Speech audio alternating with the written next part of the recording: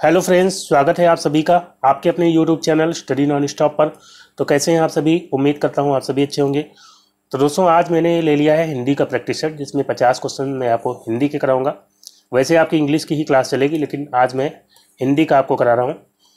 और ये सभी क्वेश्चन मैंने यूपीपीसीएल में जिस तरह के क्वेश्चन पूछे गए हैं प्रीवियस ईयर्स में, उसी पैटर्न पर आधारित क्वेश्चन सेलेक्ट किए हैं। तो लास्ट तक बने रहिएगा, क्लास में वीडियो को पूरा देखिएगा। और अगर आपको वीडियो अच्छा लगे तो लाइक और शेयर जरूर करिएगा, और अपना स्कोर भी आप बताइएगा। 50 में से कितना आपका स्कोर आता है कमेंट करके आपको बताना है। तो सबसे पहले आपको दिए गए हैं, 3 बेर खाती थी वह 3 बेर खाती हैं। इस पंक्ति में कौन सा अलंकार है? अलंकार कौन सा है यहाँ पे? अनुप्रास है या श्लेष है या यमक या अन्योक्ति? तो दोस्तों, जब एक ही शब्द एक से अधिक बार आता है और उसके अर्थ अलग अलग होते हैं, तो वहाँ पे कौन सा अलंकार होता है? यमक अलंकार। तो यहाँ पे आप देखेंगे 3 बेर खाती थी, बेर शब्द 2 बार आया है। हालांकि 3 भी 2 बार आया है, लेकिन 3 का जो है दोनों में एक ही मीनिंग है, लेकिन बेर का जो है अलग अलग मीनिंग है। एक बेर का मतलब है 3 बेर खाती थी, मतलब 3 बार खाती थी, 3 टाइम। तो यहाँ एक बेर का मतलब है बार, और एक बेर का मतलब है फल। बेर एक फल होता है, तो एक बेर का मतलब हो जाता है फल। 3 बेर खाती थी वह 3 बेर खाती हैं। तो यहाँ पे जो है यमक अलंकार हो जाएगा, ऑप्शन सी। फिर दोस्तों, अगला क्वेश्चन लेते हैं। निम्नलिखित में से कौन सा एक उपन्यास जैनेन्द्र द्वारा रचित है? तो दोस्तों, यहाँ पे जो है बताइए कौन सा उपन्यास जैनेन्द्र ने लिखा है। पुनर्नवा की बात करते हैं तो ये किसने लिखा है? ये लिखा गया है हजारी प्रसाद द्विवेदी के द्वारा। हजारी प्रसाद द्विवेदी। और यहाँ पे सेवा सदन, ये जो है प्रेमचंद की रचना है। परख, परख जो है इसका राइट आंसर हो जाएगा, ऑप्शन बी। ये जो है जैनेन्द्र के द्वारा लिखा गया है उपन्यास। और एकदा नैमिषारण्य, ये जो उपन्यास है इसके लेखक है अमृतलाल नागर। अमृतलाल नागर। तो यहाँ पे आपका राइट आंसर क्या हो जाएगा? ऑप्शन बी, परख। यहाँ पे राइट आंसर हो जाएगा। फिर अगला क्वेश्चन है, अब आपको दिए गए हैं मृत्यु धन उपरांत में संधि करने से एक शब्द निर्मित होगा। यहाँ पे जो है मृत्यु और उपरांत में संधि करने से कौन सा शब्द निर्मित होगा बताना है। तो दोस्तों, यहाँ पे जो है जब संधि होगी मृत्यु की, तो यहाँ पे जो है ऊ है, लास्ट में क्या है? मृत्यु में ऊ है, और यहाँ पे भी ऊ है। ऊ और ऊ मिलकर के बनते हैं बड़ा ऊ, और ये होती है दीर्घ संधि। ये जो है दीर्घ संधि का उदाहरण है। तो यहाँ पे जो है मृत्यु धन उपरांत क्या हो जाएगा? मृत्यु उपरांत बड़ा ऊ की मात्रा आएगी, और किसमें है? ऑप्शन ए, यहाँ पे राइट आंसर हो जाएगा। फिर दोस्तों, अगला क्वेश्चन है, किस शब्द की वर्तनी अशुद्ध है? यहाँ पे स्पेलिंग किसकी अशुद्ध है, वर्तनी किसकी अशुद्ध है बताना है। ऋषि, ऋषि की वर्तनी बिल्कुल सही है। संध्या की भी सही है, ऐसे भी लिखा जा सकता है संध्या, तो ये भी सही होता है और ये भी सही है। लेकिन अगर आपको प्रेफरेंस देना हो तो ये जो है ज़्यादा सही माना जाएगा। अगर अनुस्वार आएगा तो वो जो है ज़्यादा सही होगा। संस्कार, तो यहाँ पे ये संस्कार भी सही है। सन्यासी, यहाँ पे जो है इसकी वर्तनी अशुद्ध है। सन्यासी जो है इस तरह से लिखा जाता है, सा पे अनुस्वार होता है। ठीक है, ये होता है सन्यासी की सही वर्तनी। तो ऑप्शन डी यहाँ पे राइट आंसर हो जाएगा, सन्यासी। फिर अगला क्वेश्चन है, कामायनी किस प्रकार का ग्रंथ है? कामायनी ये जो है खंड काव्य है, या मुक्तक काव्य है, या महाकाव्य, या चंपू काव्य? तो दोस्तों, कामायनी ये जो है महाकाव्य है एक, ये महाकाव्य है। और इसको किसने लिखा है? तो दोस्तों, इसके रचनाकार हैं जयशंकर प्रसाद। जयशंकर प्रसाद जी द्वारा ये रचित है कामायनी, जो कि एक महाकाव्य है। फिर नेक्स्ट क्वेश्चन है, जहाँ उपमेय में उपमान की संभावना प्रकट की जाती है, वहाँ पे कौन सा अलंकार होता है बताना है। विभावना, या श्लेष, या अनुप्रास, या उत्प्रेक्षा?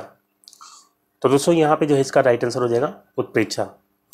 जहाँ पर उपमेय में उपमान की संभावना प्रकट की जाती है, वहाँ पे उत्प्रेक्षा अलंकार होता है। और इसमें जो है मनु, मानो, जनु, जानो, ऐसे शब्द आते हैं। जनहु, जानो, मनो मानो, ये सब शब्द देखने को मिलते हैं, वहाँ पे होता है उत्प्रेक्षा अलंकार। इसका जो है एक एग्जाम्पल यहाँ पे बताऊंगा, जैसे कि अति कटु वचन, अति कटु वचन कहत कैकेयी, मानहु लोन, मानह लोन जरे पर देही। मतलब कि कैकेयी ने इतने कड़वे वचन कहे, मानो लोन मतलब नमक, जरे पर देही मानो जले पर नमक दे दिया हो।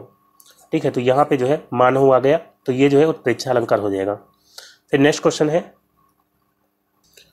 निम्न वाक्यों में एक व्याकरण की दृष्टि से शुद्ध है, पहचानिए। तो दोस्तों यहाँ पे जो है वाक्य दिए गए हैं, कौन सा शुद्ध है इसमें से बताना है। 3 अशुद्ध हैं। तो दिया गया है गर्मी की उमस के बाद वर्षा शुरू हुई। तो दोस्तों गर्मी की उमस यहाँ पे लिखने की जरूरत नहीं है, उमस, उमस के बाद वर्षा शुरू हुई, क्योंकि उमस जो है गर्मी की ही होती है, ठंडी की उमस तो होती नहीं है। तो यहाँ पे गर्मी की ये फालतू में लगाया गया है, उमस के बाद वर्षा शुरू हुई। ठीक है, तो ये जो है गलत है। विश्वनाथ अपने परिवारियों के साथ किसी महान नगर में एक छोटे तंग मकान में रहता है। तो दोस्तों यहाँ पे विश्वनाथ अपने परिवार होना चाहिए था, विश्वनाथ अपने परिवार के साथ किसी महानगर में एक छोटे तंग मकान में रहता है, तो ये भी गलत है। दिया गया है कई सालों से निर्मला के मन में तीर्थ यात्राओं की बड़ी लालसा थी। तो कई सालों से निर्मला के मन में तीर्थ यात्रा की बड़ी लालसा थी, यहाँ तीर्थ यात्राओं नहीं होगा, तीर्थ यात्रा होगा। और यहाँ पे दिया गया है ऑप्शन डी, यदि हमें जीवन में कुछ प्राप्त करना है तो पुरुषार्थ को अपने जीवन का लक्ष्य बनाना चाहिए। तो ये जो वाक्य है बिल्कुल सही है, और यही जो है इसका राइट आंसर हो जाएगा। फिर नेक्स्ट क्वेश्चन लेते हैं, अगला है, दिए गए विकल्पों में से पुल्लिंग शब्द कौन सा है। तो दोस्तों यहाँ पे विकल्प दिए गए हैं, इनमें से पुल्लिंग बताना है। तो इनको जो है या तो वाक्य में प्रयोग करके आप जो है समझ सकते हैं, या जो है इनके पहले विशेषण लगा करके, जैसे बड़ा या छोटा इस तरह के शब्द लगा करके, या मेरा मेरी लगा करके आप कर सकते हैं। तो जैसे शारदा, तो शारदा बह रही है, शारदा एक नदी का नाम है, नदी का नाम वैसे भी स्त्रीलिंग होता है, तो ये स्त्रीलिंग हो जाएगा। वृष्टि, वृष्टि हो रही है, वृष्टि मतलब बरसात, तो ये भी स्त्रीलिंग है। रात्रि, रात्रि हो गई है ना कि हो गया है, तो ये सभी स्त्रीलिंग है, तो तीनों। फिर आपका राइट आंसर क्या हो जाएगा, नृप। नृप मतलब क्या होता है, राजा, और ये जो है पुल्लिंग हो जाएगा। तो यहाँ पे डी ऑप्शन राइट आंसर हो जाएगा। फिर अगला क्वेश्चन है, जिस शब्द में त्रुटि नहीं है उसका चयन करें। तो इसमें से बताइए, छत्र छाया या छत्र छाया या छत्रो छाया या छत्र छाया, किसमें जो है त्रुटि नहीं है, कोई एरर नहीं है। तो दोस्तों यहाँ पे जो है इसका राइट आंसर हो जाएगा ऑप्शन बी, छत्र छाया होगा। यहाँ पे ये जो है छत्र और छाया से मिलकर के बना है, छत्र और छाया का जब संधि करते हैं तो बनता है छत्र छाया।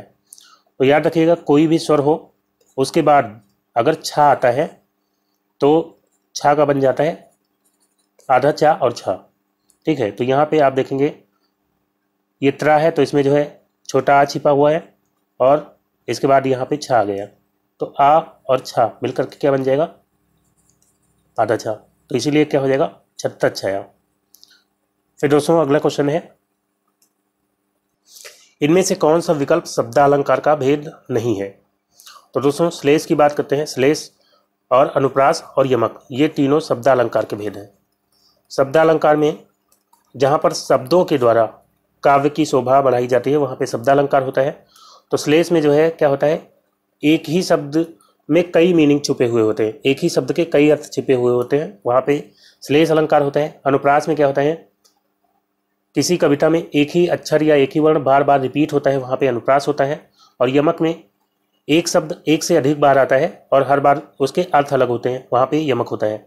तो ये तीनों शब्दालंकार हैं। रूपक की बात करते हैं तो ये जो है अर्थालंकार है। अर्थालंकार में अर्थ के द्वारा काव्य की शोभा बढ़ाई जाती है, वहाँ पे अर्थालंकार होता है। तो रूपक में क्या होता है, इसमें उपमेय को उपमान बता दिया जाता है, बिना किसी भेद के जो है उपमेय को उपमान बता दिया जाता है। जैसे कि सीता का मुख चंद्र है, तो चंद्र, चंद्र जो है क्या है, उपमान है, और मुख ये क्या है, उपमेय है, मतलब जिससे तुलना की जाती है वो उपमान होता है और जिसकी तुलना की जाती है वो जो है उपमेय होता है। तो डायरेक्ट बोल दिया गया सीता का मुख चंद्र है, तो यहाँ पे रूपक हो जाएगा। अगर चंद्र जैसा बोला जाता तो वहाँ पे उपमा होता, और सीता का मुख मानो चंद्र है तब क्या होता, उत्प्रेक्षा। तो यहाँ पे रूपक राइट आंसर हो जाएगा। फिर अगला क्वेश्चन है, भारत की सबसे चौड़ी नदी ब्रह्मपुत्र तथा सबसे लंबी नदी गंगा है, वाक्य में प्रयुक्त शब्द सबसे क्या है। तो दोस्तों यहाँ पे जो है सबसे के बारे में बताना है कि ये क्या है, प्रविशेषण है, विशेष्य है, या विशेषण है, या क्रिया विशेषण है। तो दोस्तों यहाँ पे सबसे जो है हो जाएगा प्रविशेषण। जो शब्द किसी विशेषण की विशेषता बतलाते हैं वो होते हैं प्रविशेषण। जैसे विशेषण क्या होते हैं, वो संज्ञा या सर्वनाम की विशेषता बतलाते हैं। जैसे चौड़ी, नदी की विशेषता बतला रहा है कि वो चौड़ी है, तो ये क्या है, विशेषण है। और विशेषण की विशेषता बतला रहा है कि सबसे चौड़ी है, तो ये जो है क्या हो जाएगा, प्रविशेषण। ये जो है विशेषण के पहले लगता है, तो ये जो है प्रविशेषण हो जाएगा। तो सबसे यहाँ पे क्या है, प्रविशेषण। फिर दोस्तों अगला क्वेश्चन है, दिए गए विकल्पों में से अपेक्षा का अर्थ क्या है। अपेक्षा का यहाँ पे अर्थ क्या होगा, उपेक्षा। तो उपेक्षा तो जो है इसका विलोम हो जाता है। अपेक्षा का अर्थ अंधकार, अंधकार भी नहीं होगा। और स्निग्ध मतलब होता है चिकना, तो ये भी नहीं होगा। अभिलाषा जो है इसका राइट आंसर होगा। मैं आपसे ये अपेक्षा रखता हूँ, यानी कि मैं आपसे इच्छा रखता हूँ, और उसको जो है अभिलाषा भी कह सकते हैं। ऑप्शन डी यहाँ पे राइट आंसर हो जाएगा। और अपेक्षा का एक और अर्थ होता है तुलना के संबंध में। जैसे राम श्याम की अपेक्षा जो है ज़्यादा तेज है, तो तुलना के अर्थ में भी अपेक्षा होता है, और अपेक्षा का अर्थ होता है अभिलाषा या इच्छा। तो यहाँ पे डी ऑप्शन राइट आंसर हो जाएगा। फिर अगला क्वेश्चन है, दिए गए वाक्यों में त्रुटिहीन वाक्य कौन सा है। इसमें से बताना है कौन सा त्रुटिहीन वाक्य है जिसमें मतलब कोई अशुद्धि नहीं है। शुद्ध वाक्य यानी कि बताना है। शरीर पर ताकत होनी चाहिए, तो शरीर पर ताकत होनी चाहिए, ये सही नहीं होगा। शरीर से ताकत होनी चाहिए, ये भी नहीं सही होगा। शरीर के अंदर ताकत होनी चाहिए, ये भी अशुद्ध है। शरीर में ताकत होनी चाहिए, ये इसका राइट आंसर होगा। ऑप्शन डी, शरीर में ताकत होनी चाहिए। फिर अगला है, कब्र में पैर लटकना मुहावरे का सही अर्थ है। तो दोस्तों कब्र में पैर लटकना, तो इसका जो अर्थ होता है वो होता है मृत्यु के समीप होना, मृत्यु के पास होना। तो यहाँ पे ऑप्शन ए राइट आंसर हो जाएगा, मृत्यु के समीप होना यानी कि कब्र में पैर लटकना। तो यहाँ पे ए ऑप्शन राइट आंसर हो जाएगा। फिर अगला क्वेश्चन है, दिए गए विकल्पों में से अवनी का विरुद्धार्थी शब्द कौन सा है। तो दोस्तों अवनी की बात करते हैं। अवनी ये जो है धरती, धरती का पर्यायवाची होता है, तो अवनी मतलब धरती। और इसका विरुद्धार्थी यानी कि विलोम बताना है। अग्नि नहीं होगा। अमन मतलब क्या होता है, अमन मतलब शांति। चक्षु मतलब नेत्र होता है, तो ये भी नहीं होगा। अंबर, अंबर मतलब क्या होता है, आकाश। और अवनी का जो है अंबर हो जाएगा विलोम। फिर दोस्तों अगला क्वेश्चन है, दिए गए विकल्पों में से स्त्रीलिंग शब्द कौन सा है। तो यहाँ पे स्त्रीलिंग बताना है। तो पुदीना, पुदीना अच्छा है या अच्छी है, पुदीना कहेंगे अच्छा है, तो यहाँ पे जो है ये पुल्लिंग हो जाएगा। भ्रमर, भ्रमर मतलब भौरा, तो ये भी पुल्लिंग होगा। चूल्हा, चूल्हा जल गई या जल गया, तो चूल्हा जल गया होगा। तो यहाँ पे जो है ये तीनों पुल्लिंग है। और काया, काया मतलब शरीर, उसकी काया अच्छी है, तो यहाँ पे जो है ये स्त्रीलिंग हो जाएगा। ऑप्शन डी यहाँ पे बिल्कुल राइट आंसर हो जाएगा। फिर अगला क्वेश्चन है, काठ की हांडी बार बार नहीं चढ़ती। इस मुहावरे का आशय आपको बताना है। काठ की हांडी बार बार नहीं चढ़ती, इसका अर्थ क्या होगा। लकड़ी का बर्तन अग्नि से जल जाता है, तो ये नहीं होगा। यहाँ पे बी ऑप्शन सही हो जाएगा। छल कपट का व्यवहार हमेशा नहीं चलता, छल कपट का व्यवहार हमेशा नहीं चलता, तो उसके लिए जो है मुहावरा है काठ की हांडी बार बार नहीं चलती। फिर दोस्तों अगला क्वेश्चन है, मैया मैं तो चंद्र खिलौना लई हूँ, पंक्ति में कौन सा अलंकार है। यमक है या उत्प्रेक्षा या रूपक या श्लेष। तो दोस्तों यहाँ पे जो है कौन सा अलंकार हो जाएगा, ऑप्शन सी रूपक। रूपक अलंकार मैंने आपको बताया था कि इसमें जो है उपमेय को उपमान डायरेक्ट बोल दिया जाता है, वहाँ पे होता है रूपक। ठीक है, यहाँ पे चंद्र को क्या बोल दिया गया, खिलौना बोल दिया गया। मतलब दो चीज़ों की अगर गुणों में, क्वालिटीज़ में समानता मिलती है तो वहाँ पे जो है एक चीज़ को दूसरी चीज़ डायरेक्ट बोल दिया जाएगा, वहाँ पे क्या होगा, रूपक अलंकार होगा। ऑप्शन सी यहाँ पे बिल्कुल राइट आंसर हो जाएगा। फिर दोस्तों अगला क्वेश्चन है, दिए गए विकल्पों में से ऊर्ध्व शब्द के सही विलोम का चयन कीजिए। ऊर्ध्व, इसका विलोम बताना है। तो ऊर्ध्व का मतलब क्या होता है, ऊपर की ओर, ऊपर की ओर। अधा, अधा जो है इसका राइट आंसर होगा। अधा मतलब क्या होता है, नीचे की ओर, नीचे की ओर। पुष्ट, पुष्ट का विलोम क्या हो जाएगा, इसका मतलब होता है, सॉरी, इसका विलोम हो जाएगा क्षीण। पुष्ट का विलोम हो जाएगा क्षीण। क्षणिक, क्षणिक मतलब जो क्षण भर में नष्ट हो जाए, और इसका विलोम हो जाएगा शाश्वत। क्षणिक का विलोम क्या हो जाएगा, शाश्वत। और अंत का, अंत का विलोम हो जाएगा आदि। अंत मतलब एकदम लास्ट, और आदि मतलब शुरुआत। तो यहाँ पे आदि का अंत हो जाएगा। फिर अगला क्वेश्चन है, दिए गए विकल्पों में से स्वागत का विच्छेद क्या होगा। स्वागत का संधि विच्छेद बताना है। स्वाधन अगत, सुधन आगत, या स्वाधन आगत, या स्वाधन गत। तो दोस्तों इसका राइट आंसर हो जाएगा ऑप्शन बी, सुधन आगत। सुधन आगत हो जाता है स्वागत। कौन सी संधि है यहाँ पे, यण संधि हो जाएगी। यण संधि में आप पहचान सकते हैं ज़्यादातर जो है वा या या के पहले जो है आधा अक्षर आता है, तो वहाँ पे यण संधि होती है। तो यहाँ पे सुधन आगत हो जाएगा। फिर अगला क्वेश्चन है, अग्नि परीक्षा किस रचनाकार की कृति है। अग्नि परीक्षा किस रचनाकार की रचना है बताना है।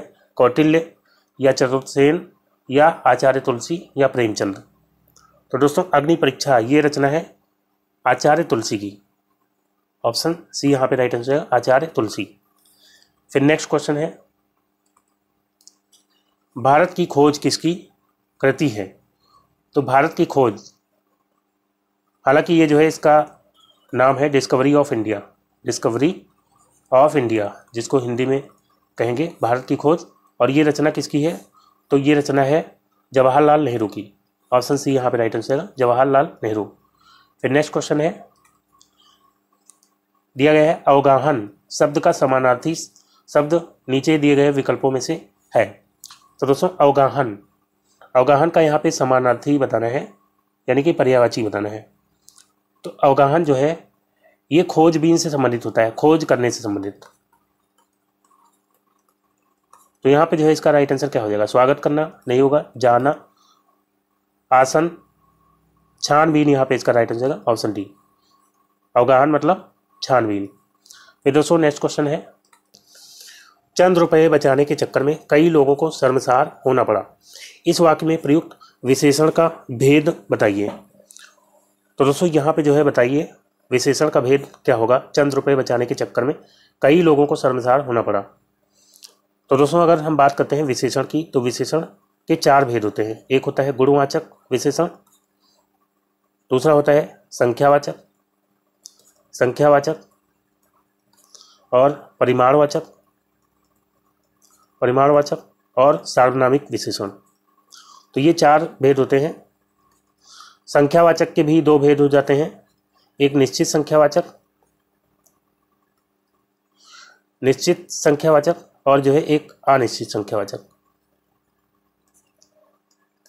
इसी तरह परिमाणवाचक में भी निश्चित और अनिश्चित परिमाणवाचक होते हैं। तो निश्चित संख्यावाचक, संख्यावाचक पहली बात तो संख्यावाचक वह होंगे विशेषण जिनको हम काउंट कर सकते हैं, उनके लिए जो विशेषण आएगा वो संख्यावाचक होगा। तो इसमें निश्चित संख्या में जो है निश्चित संख्या होगी, जैसे एक, एक, दो, तीन, पहला, दूसरा, तीसरा, इस तरह के। और अनिश्चित संख्या में निश्चित संख्या नहीं होगी, इसमें जो है कुछ या जो है बहुत, ये सब शब्द आते हैं। और परिमाणवाचक में तो जिनको नाप तौल के लाते हैं उन चीज़ों के लिए जो विशेषण आता है वो होता है परिमाणवाचक विशेषण। इसमें निश्चित में जो है आपका आ जाएगा जैसे 2 लीटर दूध, 3 किलो आलू, इस तरह से निश्चित संख्यावाचक होगा। और अनिश्चित में जो है आ जाएगा जैसे थोड़ा, थोड़ा आ जाएगा, या जो है कुछ, इसके लिए भी आ सकता है, बहुत आ सकता है। तो यहाँ पे जो है चंद रुपए बचाने के चक्कर में कई लोगों को शर्मसार होना पड़ा। तो यहाँ पे चंद और कई, रुपए जो है इनको गिन सकते हैं, तो यानी कि यहाँ पे जो चंद आया है ये संख्यावाचक विशेषण है, और ये जो है चंद मतलब होता है कुछ, तो कुछ जो है अनिश्चित संख्यावाचक होगा। और कई लोगों के लिए लोगों को भी काउंट कर सकते हैं, यहाँ पे कई जैसे आया तो ये भी जो है एक अनिश्चित संख्यावाचक होगा, क्योंकि यहाँ पे कई है, कई या कुछ जो है अनिश्चित संख्यावाचक होता है। तो यहाँ पे ऑप्शन डी राइट आंसर हो जाएगा, अनिश्चित संख्यावाचक। फिर दोस्तों अगला क्वेश्चन है, इनमें से कौन शब्दा अलंकार नहीं है? तो बताइए इसमें से कौन सा शब्दा अलंकार नहीं है? श्लेष, विप्सा, उपमा, वक्रोक्ति। तो दोस्तों इसमें से श्लेष, विप्सा और वक्रोक्ति ये तीनों शब्दालंकार है। उपमा जो है ये अर्थालंकार है, उपमा जो है अर्थालंकार है। इसमें जो है उपमेय को उपमान के जैसा बताया जाता है, वहाँ पे होता है उपमा अलंकार। जैसे कि सीता का मुख चंद्रमा के जैसा है, चंद्रमा सा है, इसमें जो है सा या सदृश ये सब शब्द दिखाई पड़ते हैं, इस तरह के शब्द, तो वहाँ पे जो है उपमा अलंकार होता है। और श्लेष में मैंने आपको बताया था कि एक ही शब्द के कई मीनिंग छुपे हुए होते हैं, वहाँ पे श्लेष अलंकार होता है। विप्सा में क्या होता है, तो इसमें जो है आदर, घबराहट या आश्चर्य या घृणा आदि को प्रकट करने के लिए जो है शब्दों को दोहराया जाता है। जैसे कि एक एग्जाम्पल यहाँ पे लेते हैं, राम राम ये दुनिया कैसी, राम राम ये दुनिया कैसी, तो यहाँ पे राम राम दोहराया गया और आश्चर्य प्रकट करने के लिए ये दुनिया कैसी, ठीक है। तो यहाँ पे इसलिए विप्सा हो जाएगा। वक्रोक्ति में क्या होता है, तो इसमें वक्र का मतलब होता है टेढ़ी, तो वक्रोक्ति मतलब टेढ़ी उक्ति। तो इसमें जो कहने वाला होता है, मतलब कोई बात कही जाती है, उसमें कहने वाला जो अर्थ मतलब जिस अर्थ से कह रहा होता है, सुनने वाला उसका एक अलग अर्थ समझता है, वहाँ पे होता है वक्रोक्ति अलंकार। इसका जो है एक एग्जाम्पल यहाँ पे मैं दूंगा आपको। एक कबूतर देख हाथ में पूछा, देख हाथ में पूछा कहाँ अपर है, कहाँ अपर है। उसने कहा अपर कैसा, अपर कैसा। वो उड़ गया सपर है, वो उड़ गया सपर है। अब यहाँ पे एक कबूतर देख हाथ में पूछा कहाँ अपर है, अपर का मतलब यहाँ पे है दूसरा। एक कबूतर को हाथ में देख करके पूछा कि दूसरा वाला कहाँ है, और उसने क्या कहा, उसने कहा अपर कैसा, अपर कैसा वो उड़ गया सपर है। अब इसने जो है क्या समझा, अपर मतलब बिना पंख का, तो मतलब बिना पंख का कैसा वो उड़ गया वो सपर है, सपर मतलब पंख के साथ है, ठीक है। तो यहाँ पे जो है कहने वाले ने कुछ और कहा, दूसरे ने जो है कुछ और समझा, वहाँ पे होता है वक्रोक्ति। तो फिलहाल यहाँ पे सी ऑप्शन राइट आंसर होगा उपमा। फिर अगला क्वेश्चन है, पंकज, जलज आदि किस प्रकार के शब्द हैं? तो दोस्तों यहाँ पे जो है ऑप्शन दिया गया है रूढ़, यौगिक, योग रूढ़ या मिश्रित, ये किस प्रकार के शब्द हैं?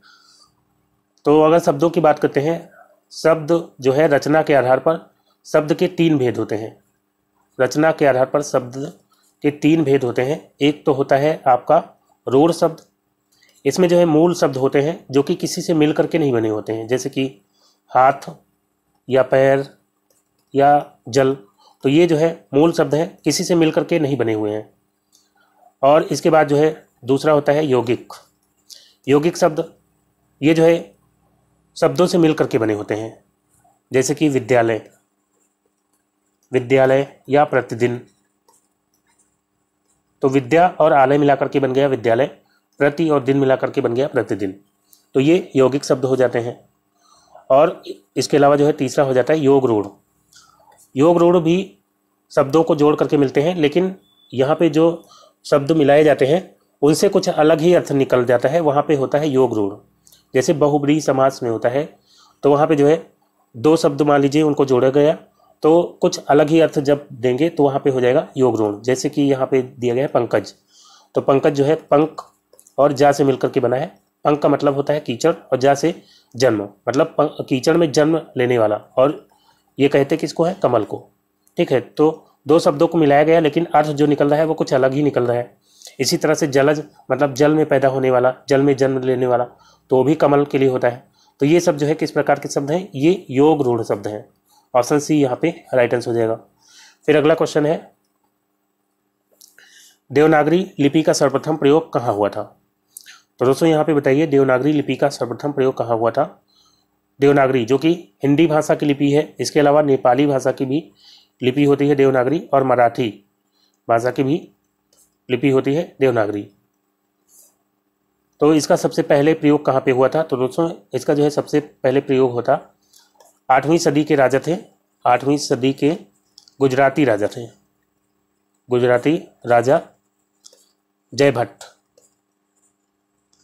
जयभट्ट के शिलालेखों में जो है, जयभट्ट के शिलालेख में पहली बार देवनागरी लिपि का प्रयोग हुआ था। तो यहाँ पे ऑप्शन डी राइट आंसर हो जाएगा, जयभट्ट के शिलालेख में।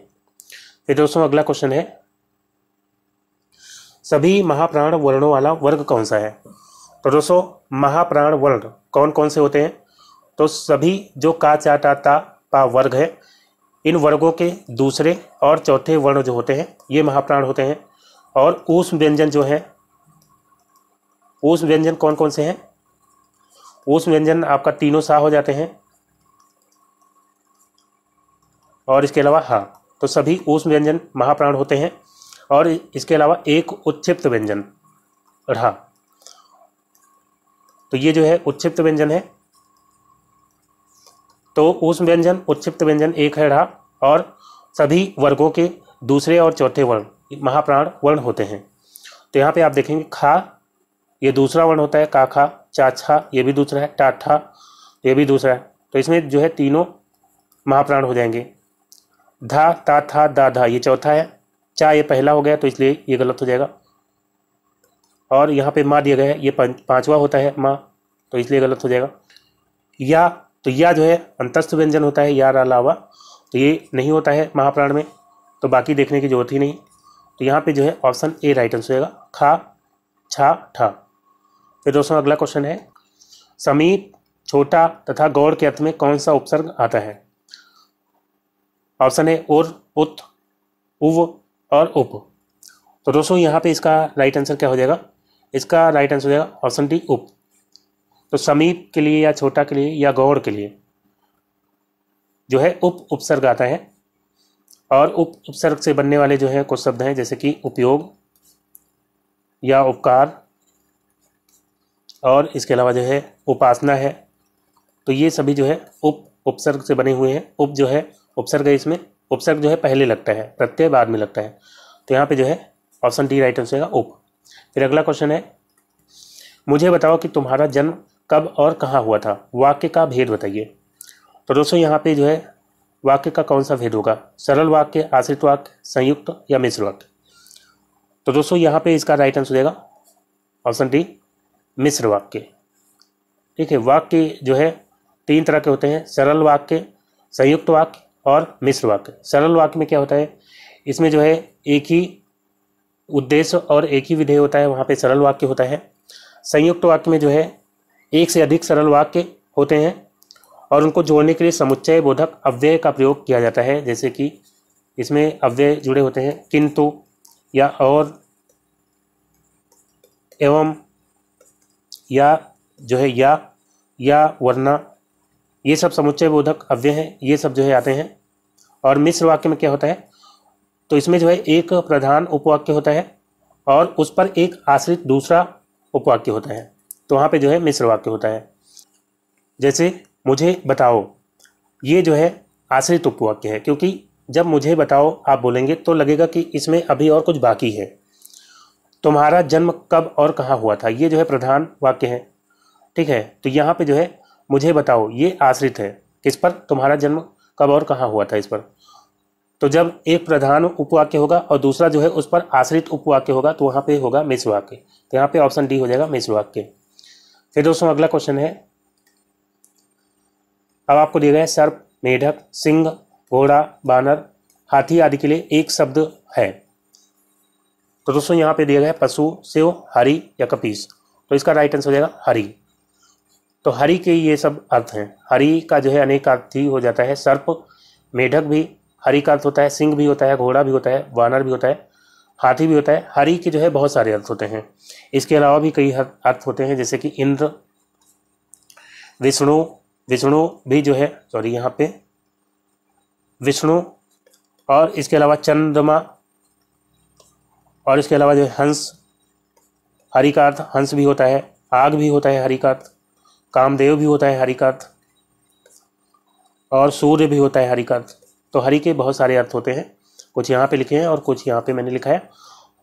तो यहाँ पे सी ऑप्शन इसका राइट आंसर हो जाएगा। फिर अगला है अर्चना अत्यंत सुंदर है में अत्यंत क्या है? विशेषण है या प्रविशेषण है या विशेष विशेषण है या सविशेषण है? तो दोस्तों अर्चना अत्यंत सुंदर है, सुंदर क्या है? विशेषण, जो कि अर्चना की विशेषता बतला रहे हैं। लेकिन अत्यंत ये जो है सुंदर की विशेषता बतला रहे हैं। कैसी सुंदर है? अत्यंत सुंदर है। ठीक है, तो जो विशेषण की विशेषता बतलाते हैं वो क्या होते हैं? प्रविशेषण होते हैं। ऑप्शन बी यहाँ पे राइट आंसर हो जाएगा। अत्यंत क्या है? प्रविशेषण है, और ये जो है विशेषण से पहले आते हैं। फिर अगला क्वेश्चन है, दिया गया है निम्नलिखित में से तत्सम शब्द कौन सा है? यहाँ पे दिया गया शिखा, चंदा, रात, बात। तो दोस्तों यहाँ पे शिखा इसका राइट आंसर है। शिखा जो है ये तत्सम शब्द है, जिसका मतलब होता है चोटी। चंदा ये तद्भव है, इसका तत्सम क्या होता है? इसका तत्सम होता है चंद्र। रात का तत्सम होता है रात्रि, और बात का वार्ता। तो यहाँ पे ए ऑप्शन राइट आंसर आएगा। फिर अगला क्वेश्चन है, सोना का पर्यायवाची शब्द क्या है? तो दोस्तों सोना का पर्यायवाची बताइए क्या होगा? पन्नग की बात करते हैं। पन्नग जो है सर्प का पर्यायवाची होता है। ललित मतलब होता है सुंदर, और चित्ताकर्षक मतलब चित्त को आकर्षित करने वाला, तो ये भी नहीं होगा। जात रूप जो है हो जाएगा सोना का पर्यायवाची। और इसके अलावा भी जो है सोना के जो पर्यायवाची अक्सर पूछे जाते हैं, जैसे कि स्वर्ण सभी को पता होगा, कंचन और हारण भी सोना का पर्यायवाची होता है, ताम्रस और हेम, कुंदन, और इसके अलावा हिरण्य, हिरण्य भी सोने का पर्यायवाची है, और सुवर्ण। तो ये सब जो है कुछ पर्यायवाची हैं सोने के। फिर दोस्तों नेक्स्ट क्वेश्चन लेते हैं। अगला है, अनिश्चयवाचक सर्वनाम का अपादान कारक में बहुवचन रूप क्या होगा? तो दोस्तों अगर हम बात करते हैं सर्वनाम की, तो इसके 6 भेद होते हैं। कौन कौन से? एक होता है पुरुषवाचक, एक होता है निश्चयवाचक, एक होता है अनिश्चयवाचक, और संबंधवाचक, इसके अलावा प्रश्नवाचक सर्वनाम, प्रश्नवाचक सर्वनाम, और एक होता है आखिरी निजवाचक, निजवाचक सर्वनाम। तो ये जो है 6 भेद होते हैं। अनिश्चयवाचक की बात करते हैं तो इसमें जो है कोई या किसी जैसे शब्द आते हैं, और यहाँ पे दिया गया है किसी से। तो ये जो है अनिश्चयवाचक सर्वनाम तो है, लेकिन ये एक वचन, यहाँ पे बहुवचन पूछा गया है। तो किसी जो है ये अनिश्चयवाचक है, और अपादान कारक में जो है से अपादान कारक की विभक्ति होती है, तो किसी से जो है अपादान कारक हो जाएगा अनिश्चयवाचक का, लेकिन एक वचन। तो ये आंसर नहीं होगा। किन से? तो ये जो है प्रश्न पूछने के लिए जिन सर्वनामों का प्रयोग किया जाता है प्रश्न पूछने के लिए, वो होते हैं प्रश्नवाचक सर्वनाम। तो यहाँ पे जो है ये प्रश्नवाचक है। किन्हीं से, तो ये जो है हो जाएगा बहुवचन। ठीक है, अनिश्चयवाचक सर्वनाम का बहुवचन रूप हो जाएगा, और अपादान कारक की यहाँ पे से विभक्ति है, तो इसलिए यही इसका राइट आंसर रहेगा। ठीक है, बाकी ये भी प्रश्नवाचक हो जाएगा किनको। तो यहाँ पे सी ऑप्शन राइट आंसर हो जाएगा। फिर अगला है, प्रत्याशा शब्द में उपसर्ग है, तो प्रत्याशा में कौन सा उपसर्ग है? आ उपसर्ग है, प्रा या प्रति या प्रत्या? तो दोस्तों प्रत्याशा में ये जो है प्रति और आशा से मिलकर के बना है, तो प्रति जो है आपका यहाँ पे उपसर्ग हो जाएगा, ऑप्शन सी। फिर अगला क्वेश्चन है, धूसर का पर्यायवाची शब्द होगा, तो धूसर इसका पर्यायवाची बताना है। धूसर जो है इसका अर्थ होता है गधा, ये गधे का पर्यायवाची है। तो गधे के जो है पर्यायवाची के रूप में धूसर यहाँ पे दिए गए हैं, और इसका जो है पर्यायवाची पूछा गया है। तो खनक ये नहीं होगा। सदन जो है ये घर का पर्यायवाची होता है। बेसर, बेसर यहाँ पे इसका राइट आंसर होगा, ऑप्शन सी। गजवदन जो है ये गणेश जी का पर्यायवाची होता है। तो यहाँ पे जो है बेसर हो जाएगा। और इसके अलावा गधे के अन्य पर्यायवाची शब्द जो है याद रखेंगे, जैसे खर होता है गधे का पर्यायवाची, और चक्रीवान, चक्रीवान, गर्दभ, गर्दभ हो जाएगा। और इसके अलावा वैशाख नंदन भी गधे का पर्यायवाची होता है, वैशाख नंदन, और रासभ। ठीक है, तो यहाँ पे सी ऑप्शन राइट आंसर होगा बेसर। फिर अगला है कौन सा अधिकरण तत्पुरुष समास नहीं है। तो यहाँ पे बताना है अधिकरण तत्पुरुष समास कौन सा नहीं है। तो पहले क्या करेंगे, समास विग्रह करेंगे। पुरुषोत्तम का क्या हो जाएगा, पुरुषों में उत्तम। तो यहाँ पे जो है में विभक्ति आ रही है, में जो है अधिकरण तत्पुरुष की विभक्ति होती है, तो यानी कि ये अधिकरण है। देशाटन, देश में अटन, यहाँ भी में विभक्ति आएगी, देश में अटन, अटन का मतलब होता है भ्रमण, देश में भ्रमण, तो यहाँ पे भी अधिकरण हो जाएगा। कुल श्रेष्ठ मतलब कुल में श्रेष्ठ, यहाँ पे भी अधिकरण तत्पुरुष हो जाएगा। धर्म भ्रष्ट, इसका जब हम करेंगे समास विग्रह तो धर्म से भ्रष्ट होगा, और से यहाँ पे जो है करण तत्पुरुष की भी विभक्ति होती है, लेकिन यहाँ पे अपादान तत्पुरुष की विभक्ति होगी, तो यहाँ पे अपादान तत्पुरुष हो जाएगा। से जब दूर होने के संबंध में होता है या अलग होने के संबंध में, तो यहाँ पे अपादान कारक होता है। और अगर जो है किसी चीज़ की सहायता से अगर कोई काम किया जाए, मतलब साधन के रूप में जब से का प्रयोग होता है, तो वहाँ पे करण तत्पुरुष होता है, तो यहाँ पे अपादान तत्पुरुष है धर्म से भ्रष्ट, तो यहाँ पे इसलिए हो जाएगा अपादान तत्पुरुष समास। ठीक है, तो राइट आंसर क्या हो जाएगा, ऑप्शन डी, धर्म भ्रष्ट। फिर अगला है अत्युक्ति में संधि है। तो दोस्तों यहाँ पे अत्युक्ति में संधि बताना है, दीर्घ, गुण, यण या आदि। तो दोस्तों यहाँ पे जो है यण संधि हो जाएगी, जहाँ पे आपको या वा देखने को मिल जाए, या वा, और उसके पहले आधा अक्षर देखने को मिल जाए, तो ज़्यादातर जो है वहाँ पे यण संधि होता है। ऑप्शन सी यहाँ पे राइट आंसर हो जाएगा। वैसे इसका रूल क्या होता है, तो दोस्तों छोटी ई हो या बड़ी ई, छोटा ऊ हो या बड़ा ऊ, और री हो, इनका जब मेल होता है भिन्न स्वर से, तो ई या ई का बन जाता है या ऊ का बन जाता है वा, और री का बन जाता है रा। ठीक है, तो इस तरह से जो है बनता है। तो यहाँ पे जो है अति धन उक्ति, अति धन उक्ति, ई इधर है और इधर ऊ है, तो ई और ऊ मिलकर के क्या बन जाएंगे, या बन जाएगा। ठीक है, तो यहाँ पे अति धन उक्ति बन जाएगा अत्युक्ति। ऑप्शन सी यहाँ पे राइट आंसर हो जाएगा। फिर दोस्तों अगला क्वेश्चन है आहट, आवट, आस आदि किस प्रकार के तद्धित प्रत्यय हैं। तो दोस्तों अगर प्रत्यय की बात करते हैं तो प्रत्यय जो है दो तरह के होते हैं, एक होते हैं कृत प्रत्यय जिसको कृदंत प्रत्यय भी कहते हैं, और दूसरे होते हैं तद्धित प्रत्यय। तो कृत प्रत्यय क्या होते हैं, तो क्रिया या जो है मूल धातु में जब प्रत्यय लगता है तो वो होता है कृत प्रत्यय या कृदंत प्रत्यय। और इसके अलावा अगर किसी और शब्द में लगेगा, मतलब क्रिया या मूल धातु के अलावा किसी और में, किसी और शब्द में, तो वो होता है तद्धित प्रत्यय। ठीक है, तो यहाँ पे जो है आहट, आवट, आस, ये सब किस प्रकार के तद्धित प्रत्यय हैं, तो ये है भाववाचक। इनसे जो शब्द बनेगा वो भाववाचक संज्ञा होगी। ठीक है, जैसे कि घबराना में लगाते हैं आठ प्रत्यय तो बन जाता है घबराहट, घबराहट,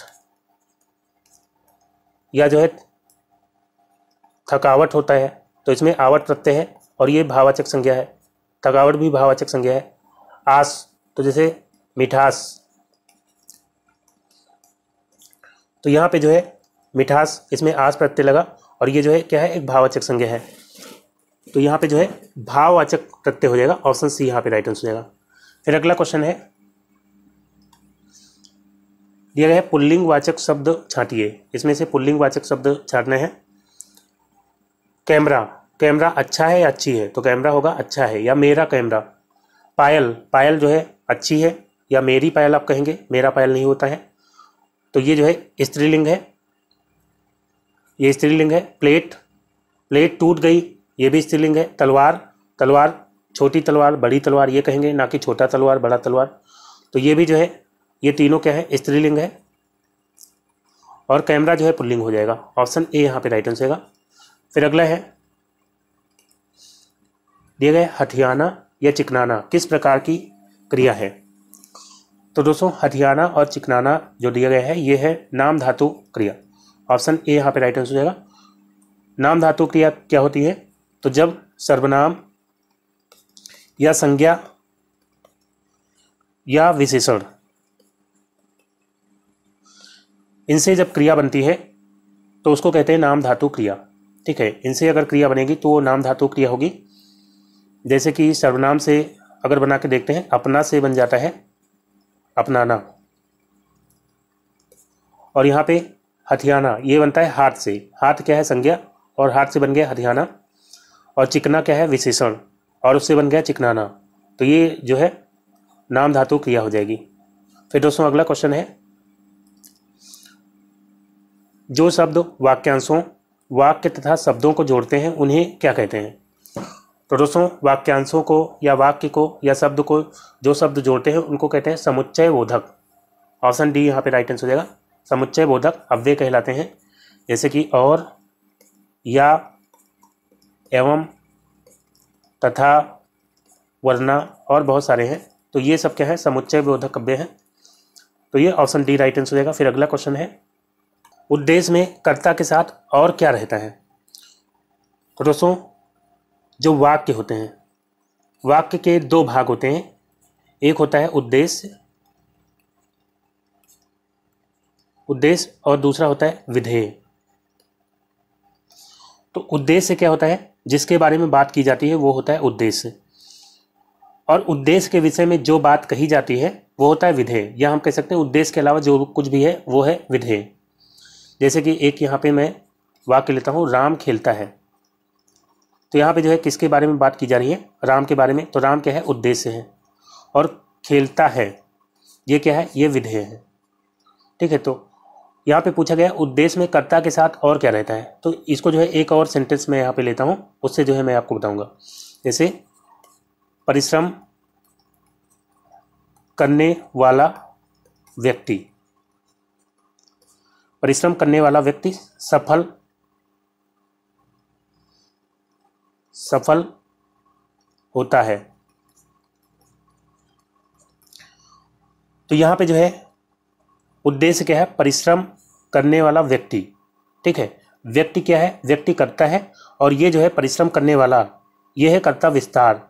तो उद्देश्य में जो है कर्ता और उसके साथ होता है कर्ता विस्तार। ठीक है, तो परिश्रम करने वाला ये है कर्ता विस्तार, और व्यक्ति क्या है, व्यक्ति है कर्ता, और ये दोनों क्या है, उद्देश्य। ठीक है, और बाकी इसके बाद जो है सफल होता है ये क्या है, ये विधेय हो जाएगा। तो यहाँ पे राइट आंसर क्या हो जाएगा, उद्देश्य में कर्ता के साथ और क्या रहता है, कर्ता विस्तार। ऑप्शन ए यहाँ पे राइट आंसर हो जाएगा। फिर अगला क्वेश्चन है, भाववाच्य की पहचान कीजिए। तो दोस्तों यहाँ पे जो है भाववाच्य की पहचान करना है। वाच्य क्या होता है, तो वाच्य मतलब होता है वाइस। जैसे इंग्लिश में होता है एक्टिव वाइस, पैसिव वाइस, उसी तरह से हिंदी में होता है वाच्य। और हिंदी में जो है तीन तरह के वाच्य होते हैं, एक होता है कर्तवाच्य, एक होता है कर्मवाच्य, और एक होता है भाववाच्य। जैसे कर्तवाच्य में क्या होता है, कर्ता की प्रधानता होती है। जैसे मैंने कहा राम पुस्तक पढ़ता है, राम पुस्तक पढ़ता है। और कर्मवाच्य मैंने कह दिया कि राम के द्वारा पुस्तक पढ़ी गई, राम के द्वारा पुस्तक पढ़ी गई।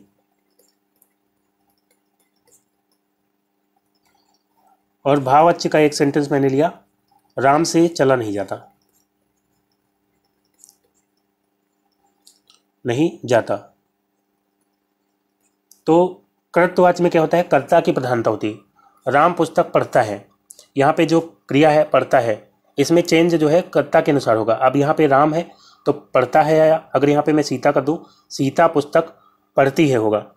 ठीक है, सीता पुस्तक पढ़ता है ऐसा नहीं कर सकते। तो यहाँ पे कर्ता के अनुसार क्रिया में चेंज होगा। कर्मवाच्य में क्या होता है, कर्म के अनुसार परिवर्तन होता है। राम के द्वारा पुस्तक पढ़ी गई कहा जाएगा, ठीक है, यहाँ पे पढ़ी गई क्रिया है, तो क्रिया में परिवर्तन जो है पुस्तक, ये जो कर्म है इसके अनुसार होगा, ना कि कर्ता के अनुसार। अब यहाँ पे सीता कर दिया जाए तो भी सीता के द्वारा पुस्तक पढ़ी गई, लेकिन अगर पुस्तक, पुस्तक जो है स्त्रीलिंग शब्द होता है, अगर इसकी जगह कोई पुल्लिंग शब्द रखते हैं, मान लीजिए बर्तन, राम के द्वारा बर्तन धोया गया, ठीक है, तो वहाँ पे जो है बर्तन अगर यहाँ पे करते हैं तो यहाँ पे धोया गया, तो इस तरह से क्रिया आया, ठीक है। और सीता के द्वारा करेंगे तो सीता के द्वारा भी बर्तन धोया गया, ना कि सीता के द्वारा बर्तन धोई गई। तो इस तरह से जो है जहाँ पे कर्म प्रधान होगा वहाँ पे कर्मवाच्य होगा, जहाँ पे कर्ता प्रधान होगा वहाँ पे कर्तवाच्य होगा, और जहाँ पे भाव प्रधान होगा वहाँ पे भाववाच्य होगा। और यहाँ पे ज़्यादातर असमर्थता का भाव आता है, जैसे राम से चला नहीं जाता, ठीक है। तो इस तरह से इनको पहचान सकते हैं। तो यहाँ पे दादाजी के द्वारा अनिल को डांटा गया, यहाँ पे कौन सा वाच्य हो जाएगा, यहाँ पे कर्मवाच्य हो जाएगा। तोते से उड़ा नहीं गया, यहाँ पे क्या हो जाएगा, यहाँ पे जो है हो जाएगा भाववाच्य। अशोक ने आइसक्रीम खाई, यहाँ पे जो है कर्तवाच्य हो जाएगा। चोर पकड़ा गया, अगर चोर ने पकड़ा होता तो जो है कर्तवाच्य होता, लेकिन चोर पकड़ा गया तो यहाँ पे जो है ये कर्मवाच्य है, ठीक है। तो यहाँ पे राइट आंसर क्या हो जाएगा, भाववाच्य कौन सा है, ऑप्शन बी, तोते से उड़ा नहीं गया। फिर दोस्तों अगला क्वेश्चन है, तेज गर्मी में चलने के कारण वो डैश हो गया। तो दोस्तों यहाँ पे क्या हो जाएगा, सही विकल्प का चयन करें। यहाँ पे क्या होगा, निश्चेतन, निर्जीव, मृत या अचेतन। तो दोस्तों यहाँ पे जो है राइट आंसर हो जाएगा अचेतन। अचेतन मतलब क्या होता है, बेहोश।